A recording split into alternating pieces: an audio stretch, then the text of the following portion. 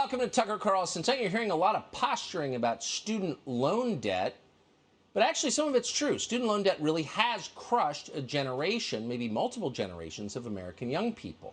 If you're wondering why your kids aren't married or even living on their own, student loan debt may be a big part of the reason. They can't afford to.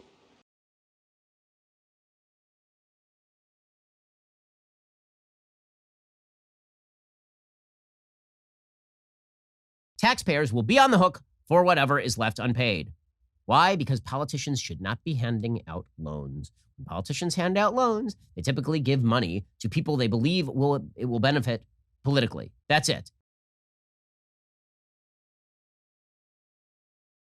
We have decided that it's the federal government's job to subsidize your dumb dream.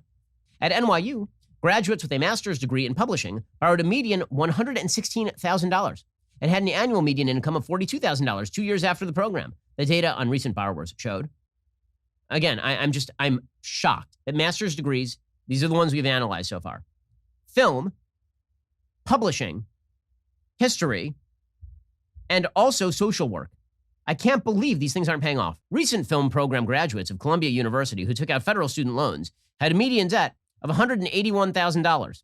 Yet 2 years after earning their master's, half of the borrowers were making less than $30,000 a year. Okay, so here's the question. What bank would subsidize this? Seriously, if you're a banker and somebody walks in, they're like, man, I like avant-garde film, and I want to go to Columbia U, where I'm going to learn about lens flare. And I'll do all of that. All it will cost you is $180,000.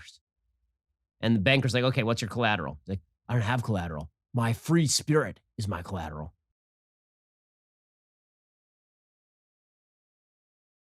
I'm Kimberly Churchill. My name is Kennedy Smith. I'm from Long Island, New York. I go to Fordham University, Lincoln Center. I am from Fort Worth, Texas. I go to NYU Tisch, and I'm studying dramatic writing. I decided to go to college because I knew I wanted to be a lawyer. I want to be a TV writer and an author, book author. I also really enjoy, academia in a way.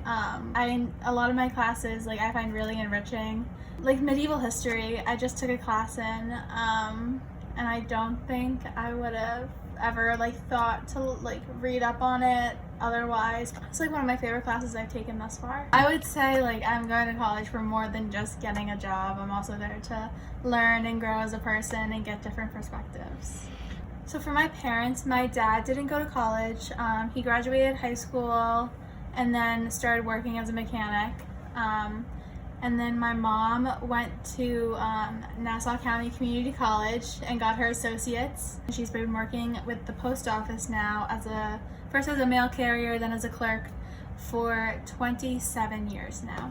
Both my parents went to college.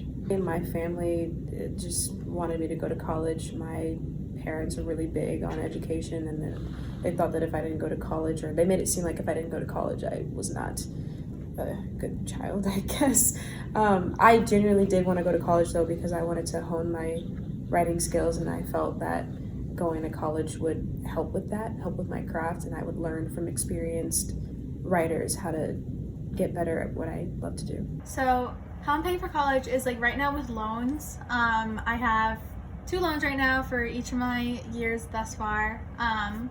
So one is deferred, the later one is deferred, and then the first one, my parents are making small payments on that I'm going to pay them back on when I have a real job. But for work, I've been working since I was 15 years old. I worked as a cashier at a restaurant. I worked at Best Buy. I tutored, and right now I work as a student worker in an office at my school. It's the FAFSA student worker position, so the government mandates to my school that I have to have a job, essentially because my parents don't make enough money.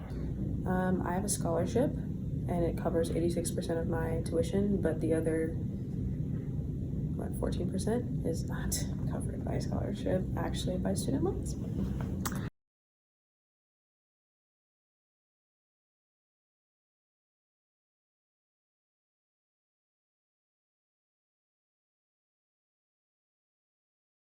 It's very unfair, to have a truck driver have to pay back a loan from somebody that got like a PhD in gender studies. That's not fair. If you're going to talk about debt, then you should look at, okay, who has benefited the most from all this exorbitant debt that's been taken out over the last generation? It's the universities. If they're producing people that went deep into debt and their degree is not worth anything and they're not able to make enough money to pay it back, well, then that's on them. If you want to give student debt relief, you should penalize the people who have benefited from this very corrupt system, not ask plumbers in Ohio to subsidize the life decisions of college-educated young people, primarily young people who are going to make a lot of money over the course of their lifetime anyway. And now we're going to forgive that debt, which shifts all the cost to the taxpayers. The top fifth of households holds $3 in student loan for every $1 held by the bottom fifth. What Democrats are now proposing to benefit the universities and keep jacking up costs is to transfer money from working men and women, the top 25% of households with incomes above $173,000 hold 34% of outstanding student loan debts, and yet Democrats are proposing a massive wealth transfer.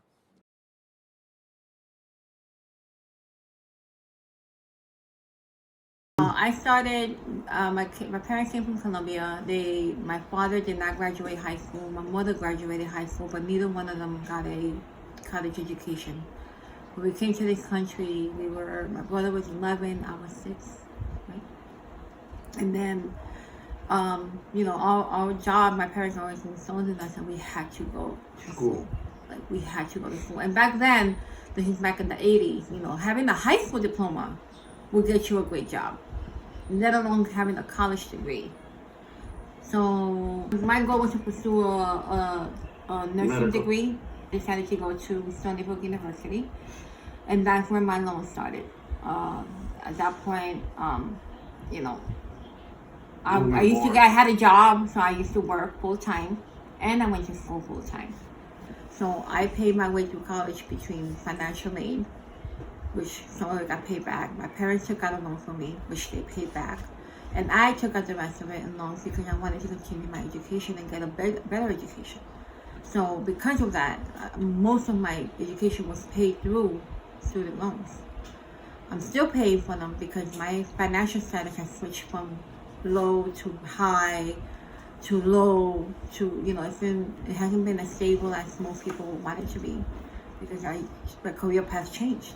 And that's how I graduated. And like about $40,000 in debt. Yeah, I came to this country in 1985. I was about 7 years. I came to this country, single mother. It was me and my sister the first time that we came to this country. We didn't know the language. I dropped out of high school at the last year.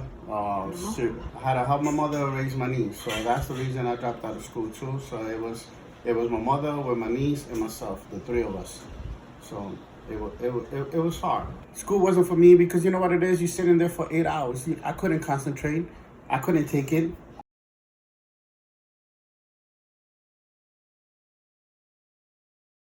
Yeah, we still got to pay. And you know how much we got to struggle? Got to save every penny so we can pay for our school? That's messed up. And pay for my friends. Because we work. And we got to pay. Yeah, and we pay taxes. And that's kind of messed up. And the people that cheat the system, they get away with murder. Yep. But the reality is that people in this country, if you're middle class, you're screwed either way.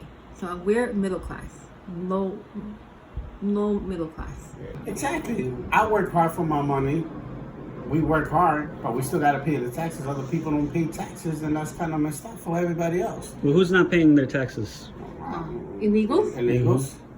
So. But the problem is, I work hard for my money. That I don't think that I should be paying taxes for somebody else, while other people lie on the application that they don't got money and they live better than everybody else.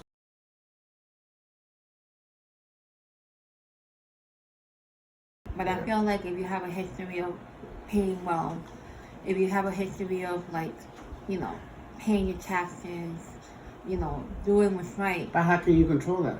But nothing can be, that's what I'm saying. Nothing can be controlled. But at least, if you have a history, all they can go is based on the history, right? So okay, Maria hires, continuously never defaulted on the loan, never paid late, never done everything. So if you have a history, it's really simple. Well, how much does this person make now? How much were they making?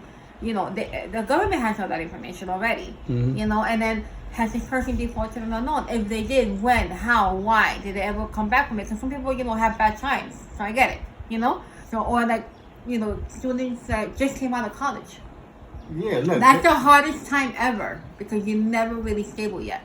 You're still trying to find yourself. And then sometimes people graduate college and then the career path they chose is not really what they wanted to do. Exactly. So now you got to pay a loan. And now you're paying a loan and now you're still on that baseline of how do I move forward? How do I make ends meet? How do I survive? I'm still living under my parents. Every country should do that. Every country should subsidize for their education. The more people that have educated and afford to be educated, the better the country will do overall.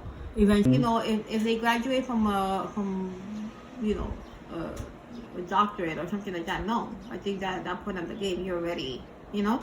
But people who got a bachelor's degree, who probably owe $30,000, $40,000, $50,000, or they paid their entire schooling, yeah, why not?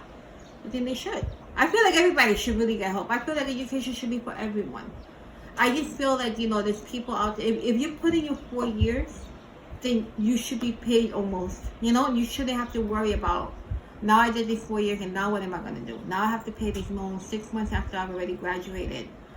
What am I going to do? Not everybody can find a job that's going to pay them. Yeah, right now it's hard to find a job. I feel like if they graduated, that's enough. It shouldn't be based on like, did they graduate with like a 4.0? You know, they graduated, they had enough credits to graduate, they have to contribute to society. So almost like the school psychologists, I mean, they want to work in the city. You have to put in your time.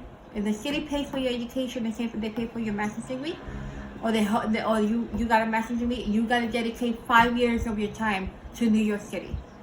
You know, and work for the city or work for the state. Why not? I mean, you got people that definitely need it. Not everybody is like that. They're struggling, but you definitely got people that do. They should have like a scale, you know, and be like, okay, this is this amount of people. They don't got parents here. They go to school. They still try to find a way. They don't have no excuses. You still got kids homeless and everything, and they go to college. But those are the ones that you want to exactly. Those are the ones that you need to help them out. But we're not looking at it. We just put everybody in one pile and be like, okay, everybody has to pay. It shouldn't work like that. You got kids that are homeless. Let's worry about them. Let's try to help them out. And then the people that are making good money, that's how the rich stay rich. Because it's still the system. I mean, that's another part. They should hit the rich. Of I course. think if you're rich and you're well off, instead of like, you know, claiming charities and all this stuff, they should pay a certain percentage to the government for, you know, within their taxes. And the government, that's how they make up their money. Yeah, why not? You They know make what I mean? enough money. And as you could tell, that's why they start arguing when they got to pay more taxes. What happened? What the riches do? They're the most first rich ones to are complain. Republicans. Most rich are people. They're the ones who want to you know, complain and everything because you know what? That's how the rich stay rich. You know, keep money in the pocket. But now the reality of this is it's kind of messed up. I didn't go to college and I'm paying for somebody else's college. That's what's frustrating. But you pay Who's college? paying? You pay for Who's my paying? college. I'm paying for you and I'm paying for whoever is cheating the system. So That's you're what it's talking frustrating. about. So you want the people that are cheating the system to get caught. Of course, because you know what? How about do this? It's like when you don't pay for child care, what happens? They take it out of your paycheck, or you own money. What they're gonna do? We're gonna hit you where it hurts. Why not do that? If people are not paying for school, be like, okay, let's find out why these people are making $250,000. He still hasn't paid a loan. Let's take it out of his paycheck. But if you're not gonna go to school, you should go to the trade school. Even go learn how to cut hair. You could take that and move anywhere in the world, and you could cut hair. That's a trade school right there. 'Cause I didn't know about the trade school until when it was already too late. And you need to graduate high school to go to trade school. Trade school. See, if I wanted to go to school, I would have go for welding. You know, welding is pretty cool. But I didn't know about trade school. I wish my mother knew about more. She would have been able to help me. Like you encourage these kids nowadays, be like, hey, go to school, I'll get you this. Or I'll buy you a car. I don't get none of that stuff. You know, for me, it was like, you need to go to school and be somebody in your life. No explanations why, nothing like that.